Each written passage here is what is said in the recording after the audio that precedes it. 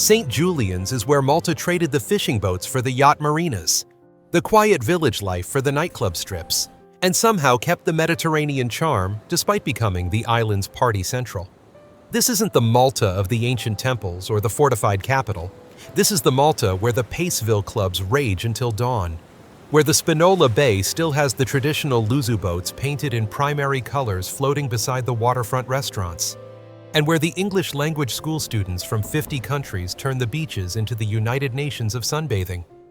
We're talking about the town where the Balluta Bay architecture looks like it belongs on the Amalfi Coast, where the Portomaso Marina hosts the super yachts, and where you can party in the English-speaking clubs without ever learning a word of Maltese. So prepare for the contrasts, because we're exploring 10 destinations in St. Julian's that prove you can have the Mediterranean beauty and the all-night parties in the same square kilometer.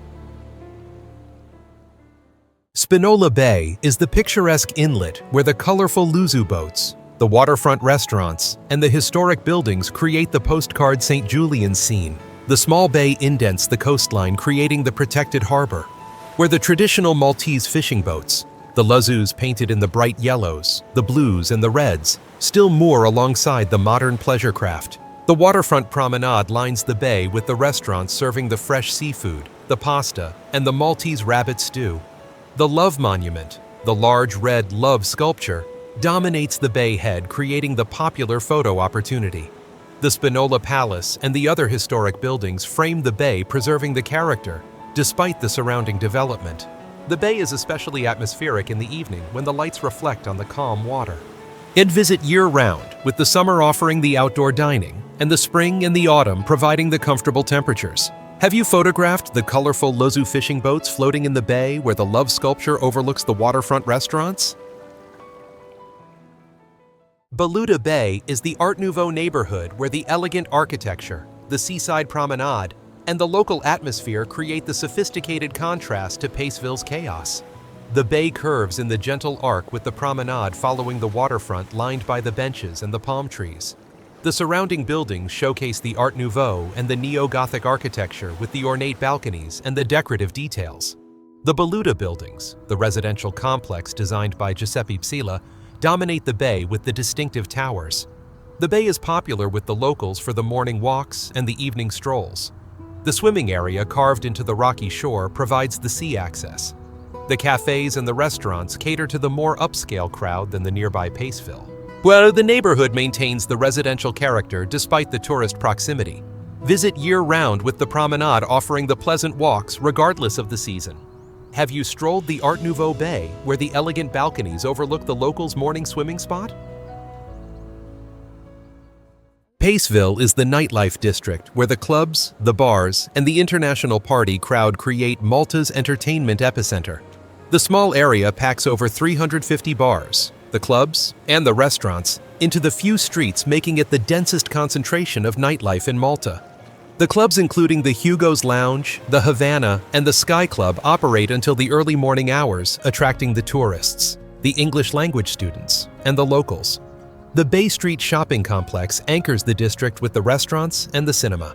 The music ranges from the electronic dance to the live bands and the karaoke. The crowds peak from Thursday to Saturday, with the summer bringing the maximum intensity. The area transforms from the relatively quiet during the day to the packed chaos after 11 p.m.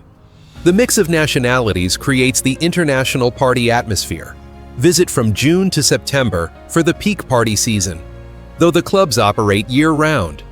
Have you partied until dawn in the dense nightlife district where 350 venues pack into the few square blocks? Portomaso Marina is the luxury yacht harbor where the super yachts, the upscale apartments, and the casino create the exclusive waterfront development. The marina berths over 200 vessels up to 60 meters with the full services, including the fuel, the water, the security, and the maintenance facilities. The surrounding Portomaso development includes the luxury apartments, the 5-star Hilton Hotel, the casino, and the business center, creating the self-contained complex. The waterfront promenade has the restaurants, the bars, and the cafes with the marina views.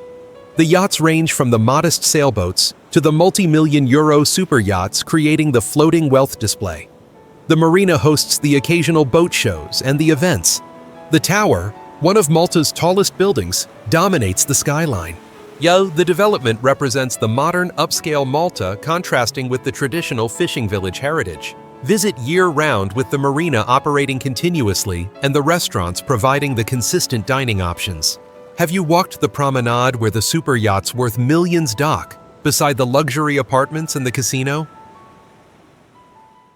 St. George's Bay is the sandy beach where the swimming, the water sports, and the hotel strip create the main beach destination in the area. The bay has Malta's limited natural sandy beach, supplemented by the imported sand, creating the larger swimming area. The calm, shallow waters make it the popular family beach. The water sports available include the jet skiing, the parasailing, and the banana boat rides. The Intercontinental Hotel and the other properties line the bay, providing the beach club facilities. The beach can get crowded during the summer peak season.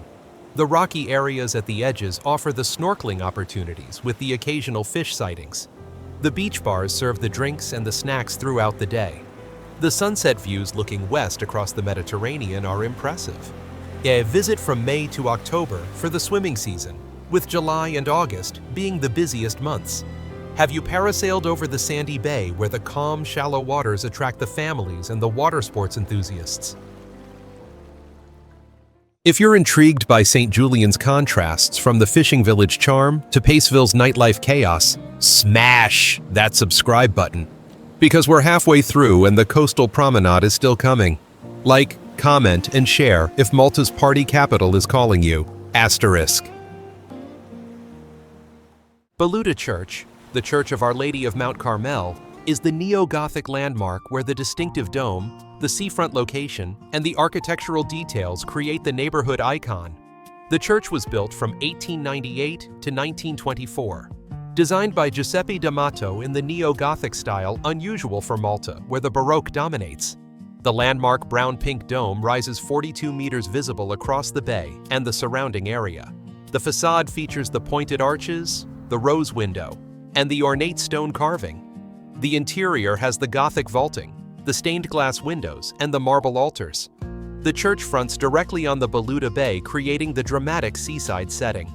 The bell tower houses the 4 bells. The church is active with the regular masses and the celebrations.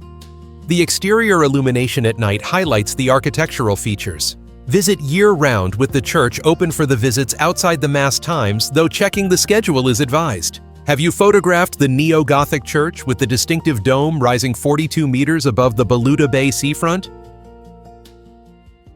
Exiles Beach is the rocky swimming spot where the platforms, the popular beach clubs, and the deep water create the alternative to the sandy beaches. The beach is actually the rocky shoreline with the concrete platforms and the ladders allowing the water access. The name derives from the Exiles Sports Club established by the British during the colonial period. The water is deep immediately from the shore, making it the popular diving and the swimming spot, rather than the wading beach. The beach clubs, including the Exiles and the Café Del Mar, operate beach facilities with the sunbeds, the food, and the music. The crowds are younger and the more party-oriented than the family beaches. The sunset sessions at the beach clubs are the popular pre-party warm-up before the Paceville clubs. The rocky entry requires the care and the swimming ability. Visit from May to September for the beach club season, with the summer weekends being the peak party times. Have you cliff jumped from the rocky platforms where the beach clubs host the sunset sessions before the Paceville parties?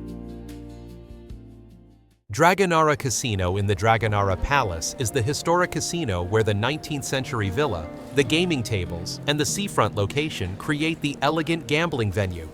The casino operates in the Dragonara Palace, built in 1870 as the summer residence for the Maltese noble Scicluna family. The villa sits on the Dragonara Point Peninsula, jutting into the Mediterranean, creating the scenic setting. The casino has the slot machines, the gaming tables including the roulette, the blackjack, and the poker, and the VIP rooms. The dress code requires the smart casual attire with the no shorts or the flip-flops allowed. The palace architecture features the neo-classical style with the ornate interiors. The casino terrace overlooks the sea.